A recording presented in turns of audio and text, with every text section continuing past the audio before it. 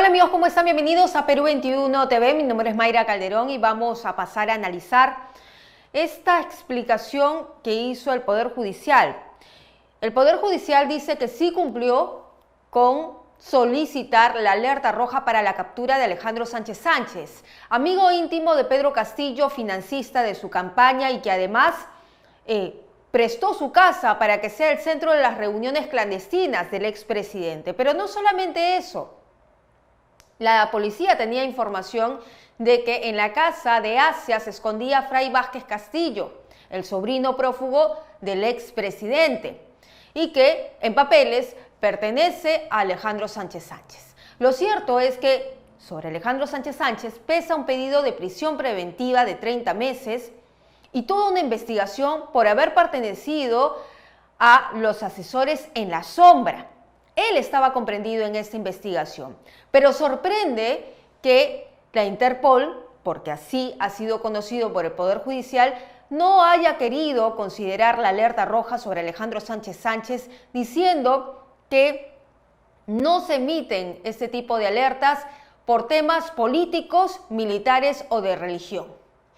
Entonces, se desliza, se desprende de esta premisa que la Interpol estaría considerando a Alejandro Sánchez Sánchez como un perseguido político. Vamos a ver si esta medida fue la adecuada, porque finalmente Alejandro Sánchez Sánchez ha caído por su propio pie. Quiso ingresar a territorio de Estados Unidos de manera ilegal y para analizar el tema de fondo ya estamos conectados con Ricardo Valdés, a quien le damos la bienvenida y las gracias también por estar en este espacio. ¿Cómo está, señor Valdés? Bien, gracias, Mayra, un gusto.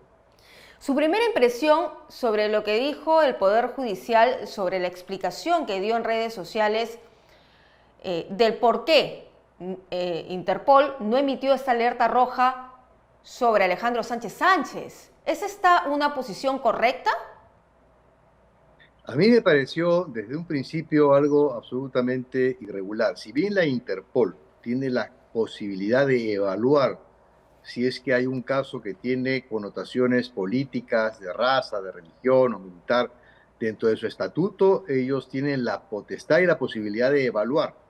Pero aquí lo que queda claro, en la propia sentencia, además del Poder Judicial, que estamos frente a un caso de presunta corrupción. Y es precisamente la corrupción uno de los principales fundamentos para la Interpol y para la emisión de una alerta roja. Entonces, mi gran sorpresa es qué pasó ahí. Es decir, ha habido, por cierto, una suerte de negligencia por parte de las autoridades peruanas que ha ocurrido por parte de la propia Policía Nacional, que tiene un vínculo directo con Interpol Francia. ¿Qué ha pasado a nivel de nuestra Cancillería y la Embajada en Francia? No se acercaron el agregado policial a Lyon en Francia para establecer, eh, digamos, poder dar las explicaciones del caso. Hay una serie de situaciones que a mí me sorprenden mucho porque lo último que uno vive en el Perú, que conoce la política peruana, que conoce la situación de los actos por los cuales el presidente está también siendo procesado por su entorno cercano, de algo que viene siendo además difundido por la prensa independiente. eh, no entiendo, la verdad no entiendo cómo así se ha dejado margen para que la Interpol pueda evaluar e interpretar este caso del señor Sánchez como un caso de tipo político. Hasta ahora no lo logro entender por más vueltas que le doy. Entonces, podemos pensar que la Interpol, siendo una institución o un ente autónomo extranjero, ha tomado en esta situación una posición política. Mire, yo no entiendo cuál ha sido el fundamento, porque simplemente de facto ha declarado que siendo este un asunto de tipo político, puesto que no es ni racial ni militar, entiendo que el organismo ha interpretado que aquí hay un nivel de persecución política, pero no conocemos, porque además eso no se ha difundido, cuáles son los elementos que le permiten al Interpol llegar a esa conclusión. puesto que bajo ninguna circunstancia, hasta donde yo tengo entendido, no existe en este país persecución política alguna. Y eso ha quedado demostrado, inclusive en las visitas que han hecho los organismos de derechos humanos y en los pronunciamientos que se han dado también al respecto.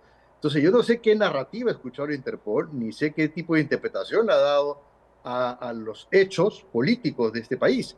Establecer que el caso de Sánchez es un caso de tipo político y por esa razón no se emite alerta roja, implica tomar partido por una narrativa que a mí me parece realmente sorprendente. Y no solamente es sorprendente, podría llamar la atención porque si nos ceñimos a cómo procede normalmente Interpol en otros casos, parece o se podría también pensar que habría alguien que estaría tratando de proteger el entorno de Pedro Castillo.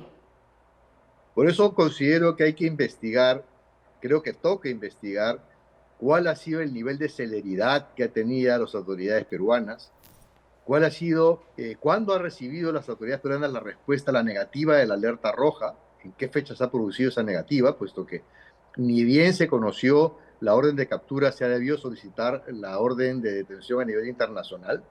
Si esto se hizo así, tenemos muchos meses en donde se ha dejado simplemente pasar esto por agua tibia, o se ha hecho a la gente de la vista gorda, y me parece que aquí hay obviamente responsabilidades, independientemente del resultado, es decir, terminará acá o no el señor dueño de la casa Zarratea, pero independientemente de eso, creo que hay bastante que investigar para saber qué tipo de hilos se están moviendo detrás de esta orden judicial para proteger al prófugo, ¿no? Uh-huh. Entonces, bajo ese precepto, ¿quiénes deberían ser investigados? ¿La policía, el nexo con la Interpol? ¿Qué estamentos deberían ser los investigados? A mí me da la sensación de que hay un conjunto de actores que no han actuado con celeridad y con eficiencia y me da la sensación de que hay un tanto de negligencia en todo ello. Hay un conjunto de actores aquí, obviamente hay un punto focal de la Interpol en la Policía Nacional. Me parece que siendo parte de la responsabilidad de la policía digamos, supervisar, monitorear todas las sentencias, que son además casos emblemáticos, me parece que hay una responsabilidad política también en el Ministerio del Interior. Creo que el Ministerio del Interior ha debido velar porque estas circunstancias, si se conoció con anticipación que existía esta interpretación del Interpol, han debido de actuar en consecuencia, presentando, digamos, las diferentes pruebas presentadas en el proceso judicial, ahondar un poco más en el dictamen del Poder Judicial, y me parece que también a nivel de la Cancillería se ha debido hacer un último esfuerzo a través del agregado policial de Perú en Francia para llevar esta información a la Interpol, a la sede principal, que es la que finalmente determinó que aquí había un trasfondo político en el caso de Sánchez, ¿no? Muy bien, muchísimas gracias, señor Valdés, por estar con nosotros esta tarde en Perú 21 TV analizando este caso que sin duda es de interés nacional. Muy amable. Con gusto, hasta pronto. Hasta pronto. Bien, era entonces Ricardo Valdés. Él se ha desempeñado como viceministro del sector interior de orden interno y sabe cómo funciona toda esta cadena de la alerta roja que se pone o se solicita a Interpol cuando se trata de un personaje buscado, sobre todo con los antecedentes que tiene Alejandro Sánchez Sánchez. Y bueno, este tema va a dar para largo. Nosotros vamos a regresar con más información.